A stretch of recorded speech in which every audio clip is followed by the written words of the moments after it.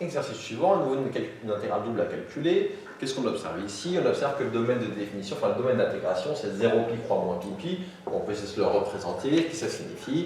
Ça signifie que si là, donc là j'ai 0, là j'ai pi, là j'ai pi et là j'ai moins pi. X il va varier entre 0 et pi, donc x il varie de là à là. Y il varie entre moins pi et pi, donc y il varie de là à là. Et donc au final, ça me donne comme domaine d'intégration, comme domaine D, le rectangle qui est ici. Dans ce cas-là, c'est simple, comme je disais dans la vidéo précédente, quand j'intègre sur un rectangle, je peux l'écrire aussi au niveau des bords, vous n'étiez pas obligé de l'écrire. Hein. Là, je vois facilement que x et y sont séparés. Qu'est-ce qui se passe? C'est que j'intègre pour x allant de 0 à pi et y allant de moins pi à pi. Donc dans ce cas-là, c'est le cas le plus simple, en tout cas, il n'y a pas trop à réfléchir sur le domaine d'intégration. Il faut juste être capable de calculer des primitives de cette fonction en figeant l'une ou l'autre des variables au choix. Alors, qu'est-ce qu'on va faire? On peut vraiment faire dans l'ordre que l'on le souhaite, ça ne va rien changer. Allez, faisons... Tiens, tout à l'heure on avait figé x, aussi on va figer y pour changer un peu. Donc on va faire y allant de moins pi à pi, et j'ai primitivé, je vais calculer l'intégrale, enfin la primitive de ça par rapport à x. Donc quand je vais faire une primitive de cette quantité par rapport à x, une primitive de cos, je vais avoir un sinus de 2x plus 3y, et comme j'ai ici un 2x, si j'avais dérivé, j'aurais dû faire x2, donc quand j'intègre, je fais diviser par 2. Donc un demi sinus de 2x plus 3y pour x allant de 0 à pi. Et du coup, c'est y, là par rapport à x, j'ai déjà intégré. Qu'est-ce que ça va me donner? Ça va me donner l'intégrale de moins pi à pi, et je vais donc remplacer x par pi, puis x par 0. Quand je remplace x par pi, donc je vais avoir ici du 1,5 de... Alors le 1,5 d'ailleurs, comme il est constant, je vais mettre un facteur, je vais sortir l'intégrale, tant qu'à faire. Hop. Prenons les bons réflexes de notre habitude, les termes constants, multiplicatifs, je les sors. Donc 1,5, je vais avoir un facteur de sinus de... Je remplace donc x par pi, je vais avoir 3y plus 2pi, et moins sinus de... Ici, on va dire 3y. Et là, du coup, hop, parenthèse par rapport à dy. Donc là, comment j'ai fait?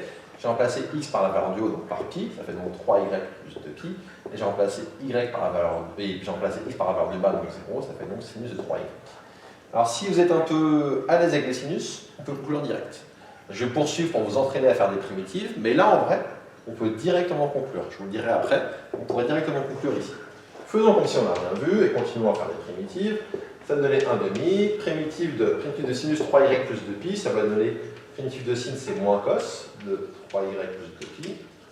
Et du coup, quand je dérive, il aurait fallu faire x3, donc quand j'intègre, je divise par 3. Je vais avoir du moins 1 tiers, du coup, facteur de ça. Puis, je remplace par la valeur, non pardon, je remplace par 3, excusez-moi, moins sinus 3y, une primitive, moins et moins, je vais avoir du plus, cosinus de 3y, et pareil, avec un tiers de entre moins pi et pi. Qu'est-ce que ça va donner? Je peux sortir le 1 tiers en facteur, je vais donc avoir du 1 sixième, facteur 2, quand je vais remplacer, donc quand je vais remplacer d'abord par pi, je vais avoir du moins cosinus, donc le moins qui est ici, il ne faut pas que je l'oublie, hein.